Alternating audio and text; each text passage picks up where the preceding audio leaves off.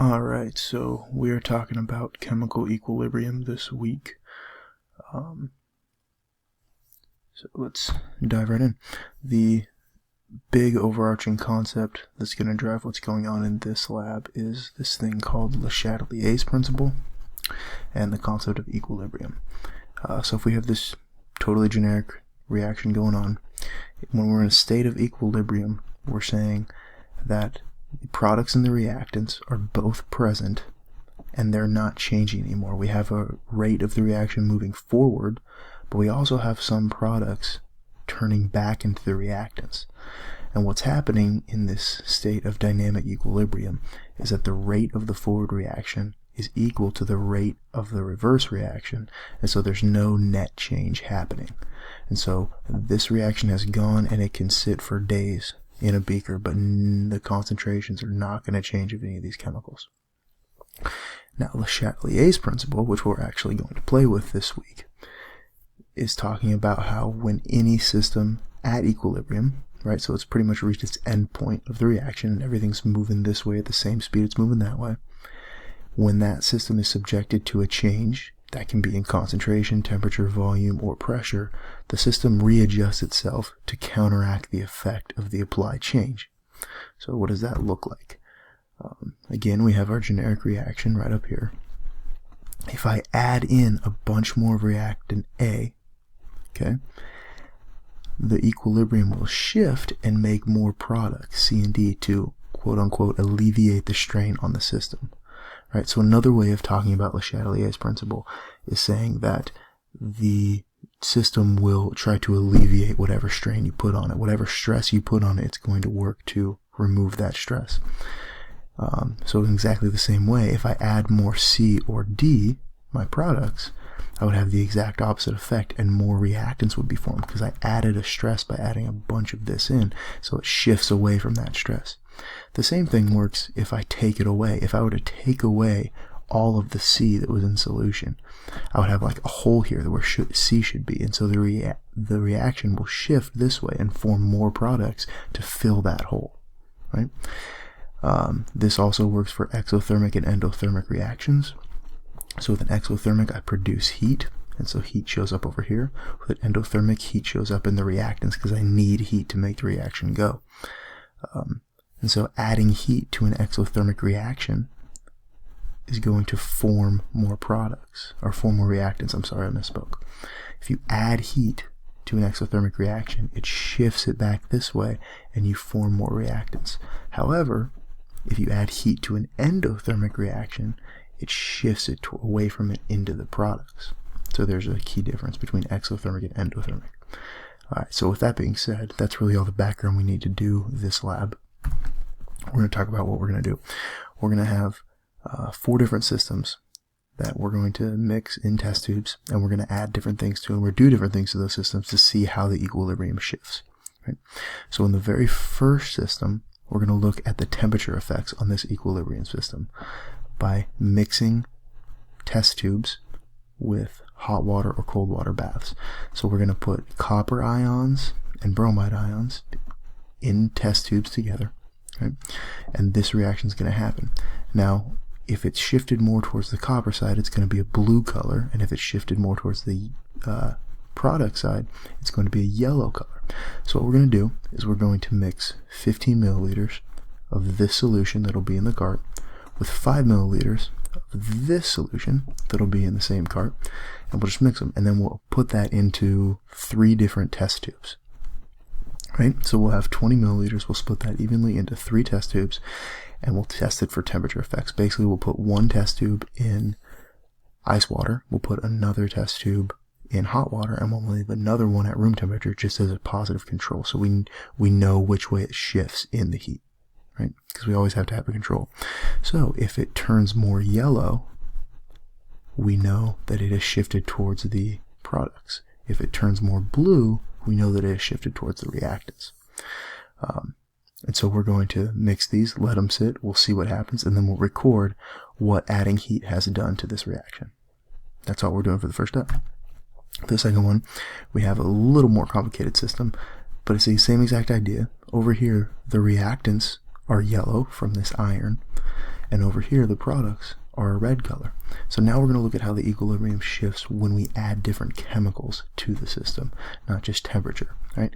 So again, here's the directions of what's going to happen. We add 20 drops of this chemical, we add 20 drops of this chemical, and we have this reaction happening in our beaker, and then we're going to split that up into 4 test tubes.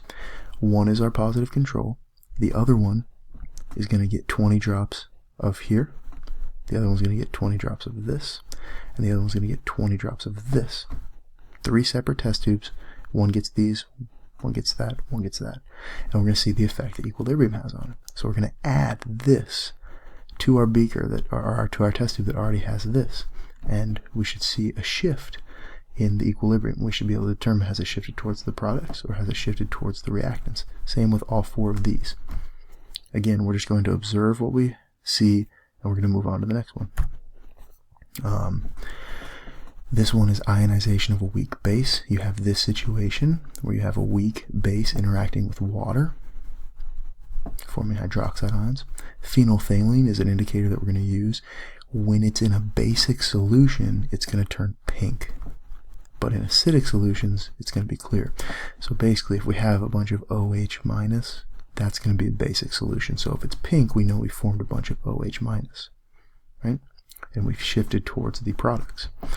So again, simple directions. We're going to place 15 milliliters of water in a beaker and then add 2 drops of this right here. And then we're going to add the indicator, and we're going to see what the color is. That's going to be our control. Then we're going to add 2.5 milliliters of this right here and see what happens to the test tube. Does it stay clear? Does it go pink? What happens? If it's clear, we know it's over here towards the reactants. If it's pink, we know it's over here towards the products, because we know that OH is a strong base. Again, we're going to see what happens. We're going to write down our observations, and that is it. Okay, the very last one is ionization of a weak acid. This is very similar to what we did before, but instead we have acetic acid that we're working with, maybe a little bit more complicated system, but still a weak acid working with water. We form H3O ions, and we have this acetate over here. For this system, we're going to use this different indicator. It's the methyl orange, which is red when it's very acidic. It's yellow when it's kind of a little bit acidic, and then orange in between. I said that wrong. It's red in very acidic solutions. In yellow solutions, it's pH is over 4.4, and then it's orange in between. So it goes from red, orange, yellow as the pH goes up. And so we should be able to tell which side has a higher pH, right? Because a pH is a measure of your H3O concentration, right? So if I have a ton of H3O, that means I have a really low pH. So if it's red, the pH below 3.2, I know I've shifted towards the products. If it's yellow, I'm kind of in the middle, and if I'm orange, I'm over here towards the reactants, right? So again, right here, what we're doing, we're going to place 15 milliliters of water in a beaker, add 2 drops of this chemical right here, and then 2 drops of the methyl orange indicator. We're going to see what happens. Okay, we're going to establish where that equilibrium is.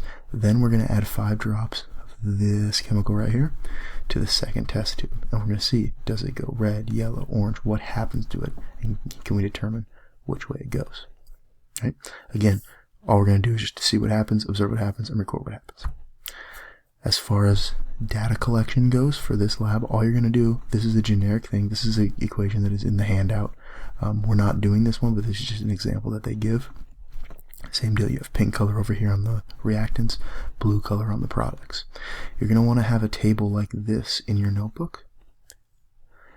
And you're going to have, for this system, what change do we impose? Well, let's say I added HCl. What does this give me? It forms chlorine anions, which I have here. So I'm basically adding a bunch of reactants to this thing. What is my observation? The solution turned blue when I added those. Okay, cool. What does that mean? It went towards the products. So what is my explanation, and how did the equilibrium shift? My equilibrium was shifted to the products due to the addition of excess chlorine anions being added to solution. So you're going to want to make a table like this over these 4 things that we're testing for. So you're going to want to have something on here that says, well, what did I do? Well, I put 1 test tube in cold water, 1 test tube in hot. What happened? Well, the hot one did this, the cold one did this, and explain where that equilibrium went in both those situations. Same thing for these 4 tubes. So tell me what happened to them. Right? This lab is all qualitative. It's not quantitative, meaning it's all observation based. There's no math to do in this lab. It's very simple. So if you come prepared with a table like this, and come prepared with these directions that are here for each one, ready to go, this should be a super easy lab. It's just a worksheet, just like the last lab we did, so we should get out of here pretty easily.